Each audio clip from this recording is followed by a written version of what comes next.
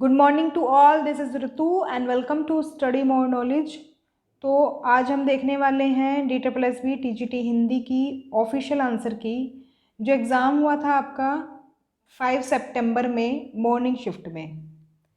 तो इसका हम सब्जेक्ट वाला पार्ट देखेंगे और कॉमन पार्ट हम नेक्स्ट वीडियो में देखेंगे। तो अभी हम सिर्फ सब्जेक्ट वाला पार्ट देख लेते हैं। तो जिसका भी एग्ज़ाम आने वाला है आगे, और जिसके भी एग्ज़ाम में हिंदी साहित्य या फिर हिंदी व्याकरण पूछा जाएगा, उसके लिए काफ़ी हेल्पफुल रहेगा। तो चलिए शुरू करते हैं। तो फर्स्ट क्वेश्चन देख लेते हैं, शुद्ध कविता की खोज रचना किसकी है? तो ये है रामधारी सिंह दिनकर की। अगला क्वेश्चन है, कवि कुंवर नारायण को ज्ञानपीठ पुरस्कार कब मिला? तो ये मिला था इनको 2005 में। गुलरा के बाबा कहानी के लेखक कौन हैं? तो ये हैं मार्कंडेय। फिर है, प्रगतिवाद का दार्शनिक आधार क्या है? तो प्रगतिवाद का दार्शनिक आधार है साम्यवाद। तो प्रगतिवाद को कई अन्य नामों से भी पुकारा जाता है, जैसे साम्यवाद हो गया, प्रगतिवाद हो गया। रामचरितमानस किस भाषा की रचना है? तो इसकी जो भाषा है वो है अवधी, फर्स्ट ऑप्शन होगा। किसकी कविता में छायावाद, प्रगतिवाद और प्रयोगवाद तीनों के लक्षण पाए जाते हैं? तो इसका सही उत्तर हो जाएगा शमशेर बहादुर सिंह। इनमें से कौन प्रगतिवादी धारा का कवि नहीं है? तो ये हो जाएंगे अयोध्या सिंह उपाध्याय, हरिओद। बाकी सभी प्रगतिवादी धारा के कवि हैं। अवधी भाषा को किस अन्य नाम से भी जाना जाता है? तो ये हो जाएगा कौशली। तो कौशली के अलावा वैसवाड़ी नाम से भी इसको जाना जाता है। हो सकता है नेक्स्ट एग्जाम में वो पूछ लिया जाए। इंदुमती किस विधा की रचना है? तो ये है कहानी विधा की रचना, और ये किशोरीलाल गोस्वामी इसके रचनाकार हैं। प्रगतिवादी काव्य की समय सीमा इनमें से क्या है? तो ये है 1936 से 1943। प्रगतिशील लेखक संघ की स्थापना भी इसी साल हुई थी, तो इससे भी आप ध्यान रख सकते हैं इसको। और उसके पहले अध्यक्ष थे मुंशी प्रेमचंद। आकाशदीप और पुरस्कार किस कहानीकार की रचनाएं हैं? तो ये हैं जयशंकर प्रसाद की। पद्मावत किसकी रचना है? मलिक मोहम्मद जायसी की ये रचना है पद्मावत। भारतेंदु कृत प्रेम सरोवर क्या है? तो ये एक कविता है। हिंदी गल्पमाला मासिक पत्र कहाँ से प्रकाशित हुआ था? ये हुआ था काशी से। रीतिबद्ध काव्य धारा के प्रमुख कवि कौन हैं? तो ये हैं आचार्य केशवदास। बाकी की बात करें तो बिहारी हैं रीति सिद्ध कवि, और घनानंद और आलम हैं रीति मुक्त कवि। इनको आप याद रख लेना, किसी में से भी क्वेश्चन आ जाता है। नेक्स्ट है, हिंदी निबंध का उत्कर्ष काल क्या है? तो ये हो जाएगा भारतेंदु युग। मनोविश्लेषणवादी कवि किसे माना जाता है? तो ये हो जाएंगे अज्ञेय। धातु सेन प्रसाद के किस नाटक का पात्र है? तो ये है स्कंदगुप्त। वीडियो पसंद आई हो तो लाइक करें, शेयर करें और सब्सक्राइब कर लें चैनल को, क्योंकि मैं हिंदी से रिलेटेड भी प्रैक्टिस जो है क्वेश्चंस करा रही हूँ, तो आपके लिए काफ़ी हेल्पफुल रहेगा। किस प्रकार के निबंधों में समास शैली प्रयुक्त होती है? तो ये हो जाएगा विचारात्मक। आदिकालीन कविता का प्रधान रस कौन सा है? ये है वीर रस। नेक्स्ट पार्ट है इसका सब्जेक्ट वाले सेक्शन का। हिंदी वर्णमाला में स्वर कितने प्रकार के होते हैं? तो ये होते हैं 11। हिंदी की कितनी उपभाषाएं हैं? तो ये हैं 5। कामायनी किस प्रकार की रचना है? तो ये महाकाव्य है और जयशंकर प्रसाद की ये रचना है। अ स्वर का उच्चारण स्थान क्या है? ये है कंठ, और इसे मध्य स्वर भी कहा जाता है। विद्यापति मूलतः किस भाषा के कवि हैं? तो ये हैं मैथिली भाषा के। तो पदावली जो है इनकी वो मैथिली भाषा में रचित है। निम्नलिखित में से कौन सी पश्चिमी हिंदी की बोली नहीं है? तो ये हो जाएगी बघेली। ये पूर्वी हिंदी की बोली है, बाकी सभी ये पश्चिमी हिंदी की बोली हो जाएंगी। अंतर्वेदी किस भाषा का नाम है? तो ये है ब्रज भाषा का नाम। संयुक्त व्यंजन कितने प्रकार के होते हैं?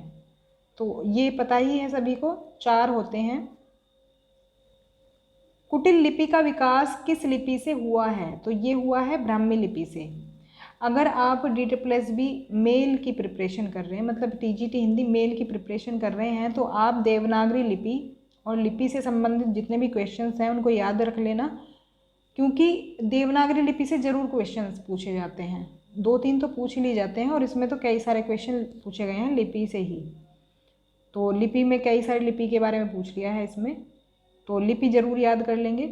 फोर्ट विलियम कॉलेज की स्थापना कब हुई थी? तो ये हुई थी 1800 में। जितनी भी संस्थाएं हैं हिंदी में जिनका योगदान रहा है उनको भी याद कर लेंगे, रिवाइज कर लेंगे एक बार। अर्धनागरी किस लिपि से विकसित हुई है? देखो लिपि का फिर एक क्वेश्चन आ गया, ये है कुटिल लिपि से विकसित हुई है अर्धनागरी। निम्नलिखित में से छायावाद के प्रमुख कवि के रूप में प्रसिद्ध नहीं है? तो ये है सुभद्रा कुमारी चौहान।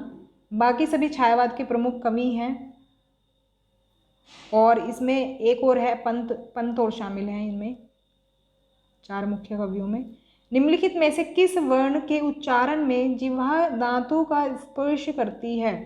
आप अगर इन वर्ण वगैरह में कंफ्यूज होते हैं तो आप बोल कर देखें, तब आप पता लगा पाएंगे। जैसे तय अगर बोलें तो तय में जीभ टच कर रही है दांतों का, तो इसमें हो जाएगा त। देवनागरी अंक कितने होते हैं? तो ये होते हैं 9। प्राचीन देवनागरी वर्तमान नागरी कब बनी? तो ये बनी 12वीं शताब्दी में। तो देख सकते हैं आप देवनागरी से कई क्वेश्चंस पूछे गए हैं। हिंदी के किस कवि ने मैथिली में यात्री नाम से कविताएं लिखी हैं? ये हो जाएंगे नागार्जुन। कबीरदास की रचनाओं का संग्रह किस नाम से प्रसिद्ध है? तो ये प्रसिद्ध है बीजक नाम से। किसे कवि सम्राट के नाम से जाना जाता है? तो ये है अयोध्या सिंह उपाध्याय हरिऔध। प्रगतिशील लेखक संघ का प्रथम अधिवेशन लखनऊ में हुआ था, इसके अध्यक्ष कौन थे? अभी बताया था मैंने आपको, इसके अध्यक्ष थे पहले प्रेमचंद, और ये 1936 में इसकी स्थापना हुई थी प्रगतिशील लेखक संघ की।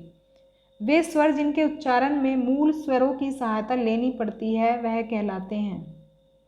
तो ये हो जाएंगे संधि स्वर। निराकरण शब्द में किस उपसर्ग का प्रयोग हुआ है? ये हो जाएगा निर उपसर्ग। उपसर्ग और प्रत्यय में आप मूल शब्द को अलग कर लें तो इजीली आप पता लगा पाएंगे कि कौन सा उपसर्ग है और कौन सा प्रत्यय है। निम्नलिखित में से कौन सा अलंकार शब्दालंकार है?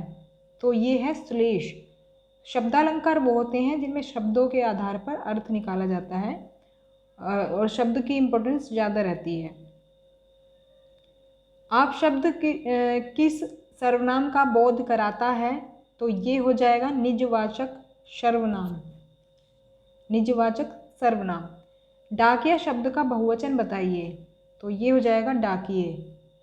तो ये बहुत लोगों ने गलत किया होगा, चंद्राकार बिंदी वाला किया होगा इसमें। विद्वान लोग समय का सदुपयोग करते हैं, वाक्य में रेखांकित पद का रूप कौन सा है? तो ये है गुणवाचक विशेषण। तो विद्वान का पूछा है, क्योंकि विशेषण जो है इसमें लोग से पहले है, रेखांकित है नहीं इसमें पद, तो विद्वान के बारे में पूछा है। तो क्योंकि ये गुण बता रहा है किसका? लोगों का, तो इसलिए इसमें गुणवाचक विशेषण होगा। अंकुरित शब्द में किस प्रत्यय का प्रयोग हुआ है? ये हो जाएगा इत प्रत्यय। तो अंकुर अलग कर लेंगे, मूल शब्द अलग हो गया, और इत प्रत्यय इसमें यूज हुआ है। जो धातु संज्ञा या विशेषण से बनती हैं वह क्या कहलाती हैं? तो ये कहलाती है नाम धातु क्रिया। और हाँ, क्रिया का भी आप एक बार टॉपिक सही से पढ़ लेंगे, क्रिया से रिलेटेड भी क्वेश्चन कोई ना कोई पूछा जाता है। महिमा शब्द में किस प्रत्यय का प्रयोग हुआ है? तो ये प्रयोग हुआ है इमा। इसके बाद है वह कौन सा व्यक्ति है जिसने जवाहरलाल नेहरू का नाम न सुना हो। यह कौन सा वाक्य है? तो यह है मिश्र वाक्य। इसमें एक वाक्य तो स्वतंत्र होता है और एक आश्रित होता है दूसरे पर, मतलब वो दूसरे के बिना उसका अर्थ कुछ नहीं निकलेगा। सब शब्द के सामान्य अर्थ का बोध कराने वाली शक्ति को क्या कहते हैं? तो उसे कहते हैं अभिधा शब्द शक्ति। मतलब जो साधारण सा अर्थ बता दे, जो हम सेंटेंस बोल रहे हैं वो डायरेक्टली समझ ले कोई भी, उसको अभिधा शब्द शक्ति कहते हैं। संज्ञा के कितने भेद होते हैं? तो संज्ञा के होते हैं 5 भेद। फिर है मनोगत शब्द का संधि विच्छेद है, तो ये हो जाएगा मनैगत, तो विसर्ग संधि है ये। रूढ़ और प्रयोजनवती किस शब्द शक्ति से संबंध है? तो ये संबंधित हैं लक्षणा से। तो शब्द शक्ति से भी कई सारे क्वेश्चंस देखने को मिले हैं। शब्द शक्ति एक बार पढ़ लेंगे तो बहुत अच्छा रहेगा। इसके आपको भेद भी पढ़ने पड़ेंगे। संहार शब्द का उपसर्ग बताइए, तो ये हो जाएगा सम। तो इस तरह से जो बिंदी वाले होते हैं, ऊपर बिंदी लगी रहती है, उसमें इसी तरह से उपसर्ग लगे होते हैं, सम सन, इस तरह से ज़्यादातर ऐसे ही मिलेंगे आपको। अभिधा और लक्षणा के असमर्थ हो जाने पर जिस शब्द शक्ति से शब्द का अर्थ लिया जाता है वह कौन सी शब्द शक्ति है? तो ये हो जाएगा व्यंजना। हरी घर में है वाक्य में किस कारक का प्रयोग हुआ है? ये हो जाएगा अधिकरण कारक। तो में और पर जहाँ पर आएगा वहाँ पर हो जाएगा अधिकरण। प्रत्येक शब्द से निकलने वाले अर्थ का बोध कराने वाली शक्ति को क्या कहते हैं? तो ये हो जाएगा शब्द शक्तियाँ। किस उपसर्ग का प्रयोग प्रतिकूल शब्द में हुआ है? तो प्रति उपसर्ग का इसमें हुआ है प्रयोग। गाय दूध देती है वाक्य का प्रकार बताइए। ये हो जाएगा सरल वाक्य, क्योंकि सीधा सा वाक्य है, ना कोई कंजक्शन का यूज़ हुआ है, मतलब समुच्चय बोधक का यूज़ नहीं हुआ है, इसमें किसी भी अलग शब्द का इसमें यूज़ नहीं हुआ, साधारण सा एक वाक्य है, तो सरल वाक्य बोलते हैं ऐसे वाक्यों को। विशेषण शब्द के पद परिचय में क्या नहीं बतलाया जाता है? तो ये नहीं बताया जाता है कारक। तो पद परिचय जो बना होता है विशेषण का, उसमें देखो हमें वचन की भी ज़रूरत पड़ेगी। एक वचन है या द्विवचन है, उससे पता चलेगा ना, मतलब एक वचन है या बहुवचन है, या फिर अवस्था कैसी है, या फिर लिंग कौन सा है। तो कारक की ज़रूरत नहीं पड़ेगी इसमें।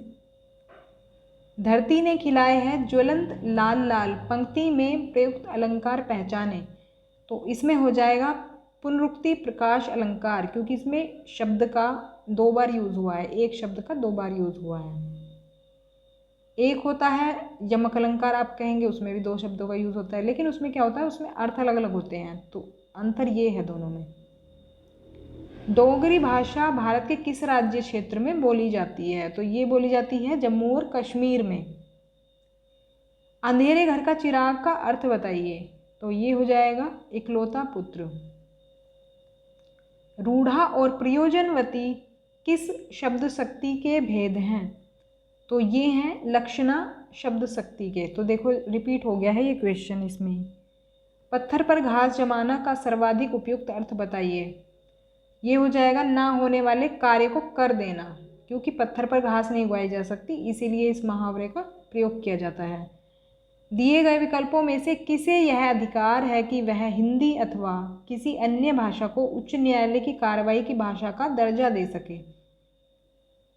तो उच्च न्यायालय की बात हो रही है। उच्च न्यायालय आपको पता ही है राज्य से संबंधित है, तो राज्य से ही संबंधित होगा विकल्प भी।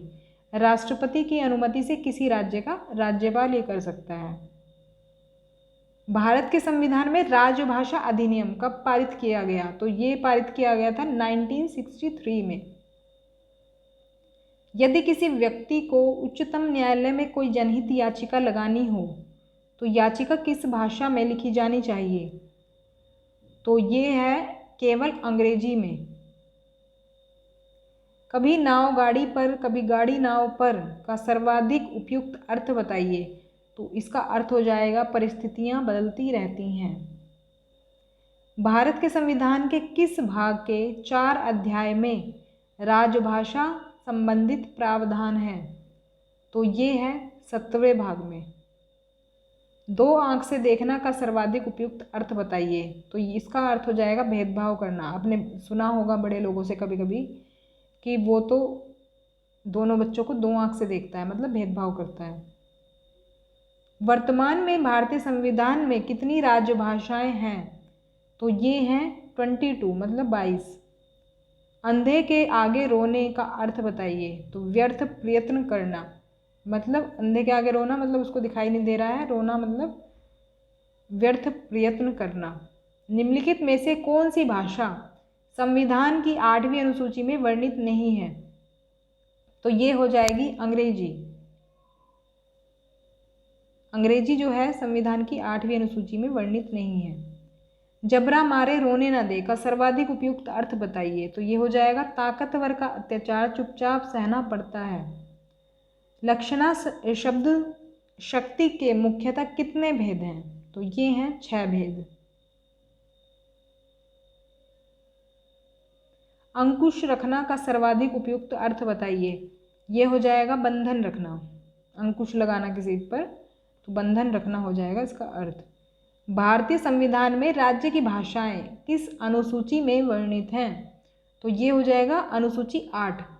तो एक इम्पोर्टेंट और बात है, ये जो है भाषाओं से रिलेटेड जो आपके आर्टिकल्स हैं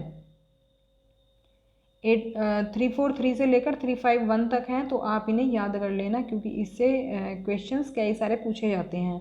अनुसूची में कौन सी में है, या फिर उससे राजभाषा आयोग से संबंधित कुछ एक्ट हैं, तो ये सब चीज़ें याद कर लेना, ये काफ़ी हेल्पफुल रहेगा। इससे संबंधित क्वेश्चंस पूछे जाते हैं। लकीर का फ़कीर होना का सर्वाधिक उपयुक्त अर्थ बताइए। तो ये हो जाएगा परंपरा का अनुकरण करना। कहते हैं ना कि लकीर का फ़कीर है, ये तो मतलब जो परंपरा चलती आ रही है उसी को फॉलो करना। अरहर की टट्टी गुजराती ताला का सर्वाधिक उपयुक्त अर्थ बताइए। तो ये तो आप उससे भी अंदाज़ा लगा सकते हैं। सामान्य वस्तु की बहुत हिफाजत करना, मतलब वो इतनी हिफाजत करने लायक नहीं है लेकिन उसकी हिफाजत करना, तो इसका ये अर्थ हो जाएगा।